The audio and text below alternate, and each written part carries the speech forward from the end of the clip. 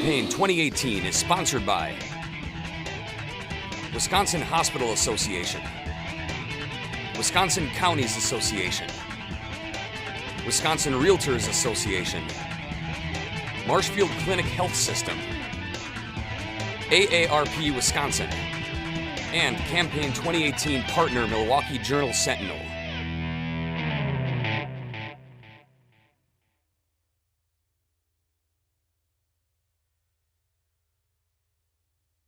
Chris Meier of Eagle River is a Democratic candidate in the 34th Assembly District. Chris, welcome to WisconsinEye. Thank you. Good to be here. Now, your website, you were a classroom teacher for 24 years. Correct. And also a substance abuse counselor. Correct. The methamphetamine, I'll use the word epidemic of addiction and abuse. Thoughts on the next steps to deal with the methamphetamine epidemic in the Northwoods? Well, actually, I think there's some really positive developments happening in the Northwoods. The HOPE Consortium, for example, is doing some wonderful work here in the Northwoods. And right upstairs, there's an AmeriCorps Recovery Corps team that... in this library? In this library. Thank you. You bet. And they're addicts themselves in recovery, and what they're doing is they're working throughout the district and sharing their experiences of strength and hope with other addicts to help them turn their lives around. So there are really good things that are going on, and I think as well, one of the things that will help long-term is our counties are in a lawsuit right now with Big Pharma, and similar to the lawsuit that took place with tobacco, and should they be successful in that lawsuit, those revenues then could go a long way to supporting programs to help recovering addicts, which very often are grant funded, which is a good thing, but that's a temporary fix. And with this revenue stream, we'd have access to a more permanent fix. And I think that would be very helpful moving forward. This issue travels in the Capitol with the bills that would legalize both recreational and medical marijuana. Your positions? There are 30 states who already have medical marijuana laws on their books, and there's a growing body of evidence that shows that there are medical benefits to cannabis use. Now we're talking about controlled use. We're talking about prescriptions by trained physicians in a very controlled kind of situation. And there's also a growing body of evidence that shows that that this is very beneficial. It's a health benefit to people. Recreational marijuana use, on the other hand, for me as a substance abuse counselor, I do have some real concerns with that. And I think that we need to proceed cautiously when we go down that path. And I know that proponents of that idea generally frame it in terms of economic benefits. And they talk about, for example, all of the jobs that can be created, all of the revenue that will be generated. And it sounds like this rosy scenario, and my experience has been whenever something sounds too good to be true, it usually turns out to be too good to be true. So I think that we should just proceed very cautiously there. Now, drawing on your experience as a classroom teacher, the current state budget did increase state aid to K-12 schools by more than $600 million. Sure. But how well funded are, let me ask the question this way, how well funded are Wisconsin public schools? Do we need another big increase in state aid to K-12? I was, as you said, a classroom teacher for 24 years. 16 of those years I was a classroom teacher in a small rural school district. So we needed to go to referendum early, and what that essentially means, referendum's a very nice word that means raising your own taxes on yourself. And we needed to do that 5 times while I was in the district. And because of that, I became involved early on looking at ways to remedy that situation and played a leadership role in organizing a statewide coalition of rural stakeholders, a bipartisan coalition that actually got sparsity aid into our state budget back in 2007. It's been there ever since, and it's been providing tens of millions of dollars of support for our rural schools. But it was always intended as a temporary fix. And our Our school funding formula is broken for two primary reasons. First, it's over-reliance on property taxes, and second, it's now over-reliance on categorical aids. And that's what sparsity aid is. It's what they call a categorical aid, which is essentially a Band-Aid for a failed system. And we need a new funding formula. And right now there's a state commission that's looking at doing that. Our current state superintendent of public instruction also has a fair funding formula, and I think that that's really where we should be looking moving forward. The Choice, the voucher program, has grown from Milwaukee to Racine to statewide. Sure. Your position on the Choice program? I think, for example, that open enrollment is a good thing. Choice is a good thing, and it did benefit our district. Now, private school vouchers funded by public tax money, on the other hand, is a horse of a totally different color. Just a little bit of trivia about me, Chris Meier. I went to a private school. I went to St. Leo's Catholic School in Milwaukee, and that's where Polly Williams gave birth to the voucher movement. Yes. She would not recognize her child today. Taking $269 million out of our public school budget to fund private school vouchers is not good for our public schools. I'm not against private schools. A private option is fine, just not on the public taxpayer dime. The tax benefits and tax breaks for Foxconn prompted in part Kimberly Clark to seek some of the same tax breaks. Sure. The larger question, when should state government help private companies? Well, with the focusing in on the Foxconn issue, I'm not a big fan of the Hail Mary approach to economic development. And I'm talking about Hail Mary in the sense of Doug Flutie and Randy Vataha. Got them into the NFL, but they didn't stay there that long. Our history is filled up here in the Northwoods with these kinds of stories where companies come in, they promise us the moon, they tell us we're going to get all of these jobs and benefits, and then they leave us to clean up the mess and to pay the tab. And I don't really think that that's a good way to proceed. There's 72 counties in the state of Wisconsin, 4 of which are in the 34th Assembly District.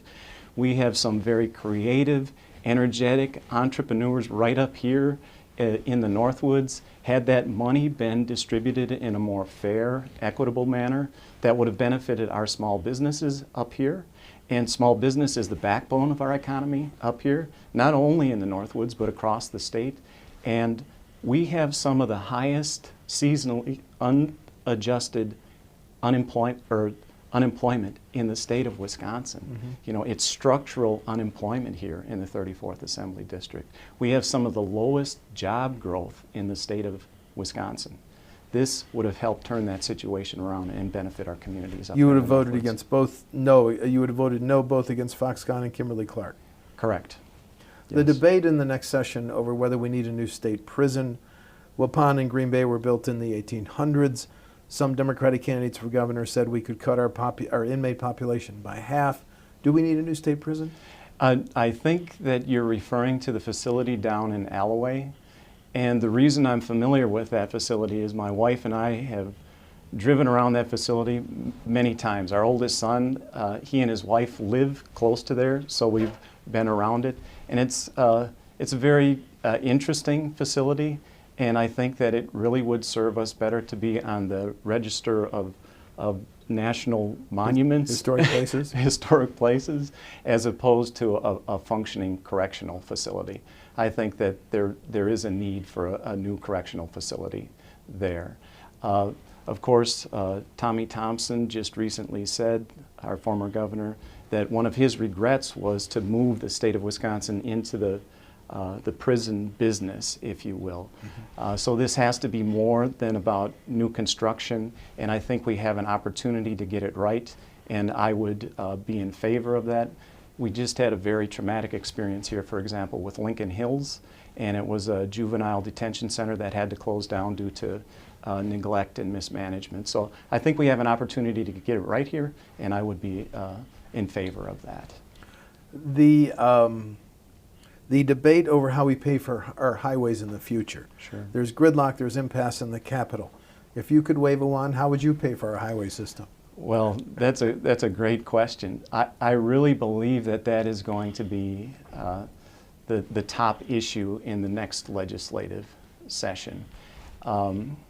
TRIP is a research organization that just released a report indicating that 50% of our roads, our local and state roads in the state of Wisconsin, are either in poor or mediocre condition. The current executive director of the Wisconsin County Highway Association says in terms of having a strategic plan for funding our roads in the state of Wisconsin, there's no there. So I think that we really need to go that way, to get a strategic plan in place. Also, our current representative has said that everything's on the table in terms of highway funding. Well, I would hope that one thing would not be on the table. Recently, he proposed legislation that would lower our drinking age from 21 to 19. If that legislation were in effect today, that would cost us $50 million of much-needed federal highway funding. In addition, not only can we not afford to lose that funding, I'm just a little bit older than our current representative. I remember when we did this in the state of Wisconsin. It was an unmitigated disaster. We can't afford to lose another friend, family member, or neighbor to this public health crisis of substance abuse in the state of Wisconsin. Would you vote to raise the gas tax, the vehicle registration fee, and the tolling when it's raised in the Capitol? Right. There seems to be a growing consensus around raising the gas tax. And as Ross Perot used to say, the devil's in the details. It's always going to be, how much is this going to be? And of course, the next election, in terms of who our next governor will be a big determining factor there too. I don't really think that there's a silver bullet here. I'm not a big fan of tolls. I remember when we brought the lottery into Wisconsin, yes, and there was all of this talk about how it's going to do all of these wonderful things. It's going to fix our schools, it's going to fix our roads, et cetera, and that never really developed. And with tolling, there's a lot of capital outlay initially. It takes about 6 years to get them up and running, and then there's so much money involved in terms of maintenance as well. So I'm not a big fan of tolls. Local governments have been living with levy limits to control property taxes for 14, 15 years. Do you think it's time to get rid of levy limits or loosen them or keep them in place to control property taxes? Right. I've been to county board meetings. I've been to town board meetings. I've been to a lot of school board meetings. And our local representatives are doing a good job. I have the utmost respect for the work that they're doing.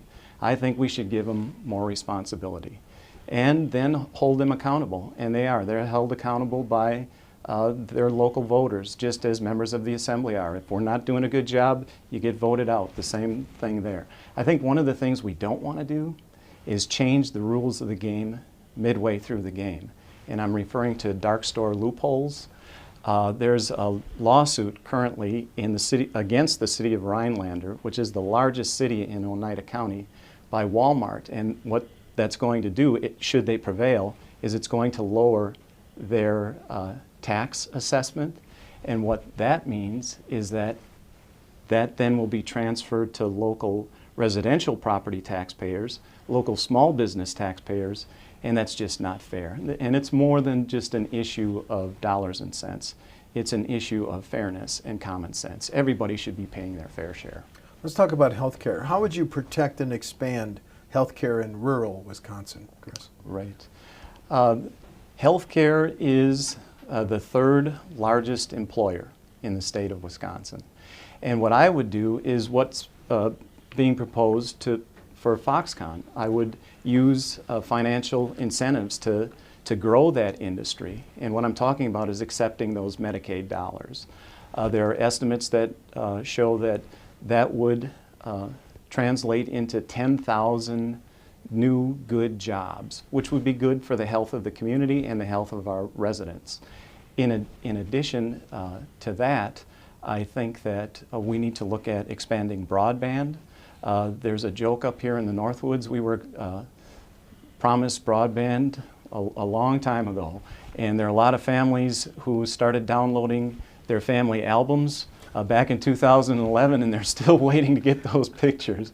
But in terms of how that relates to healthcare, that would bring in telehealth, and that would help to expand coverage as well and provide services to our folks up here. As you campaign, have you heard from hospitals and other medical providers about Wisconsin's low Medicaid reimbursement rates?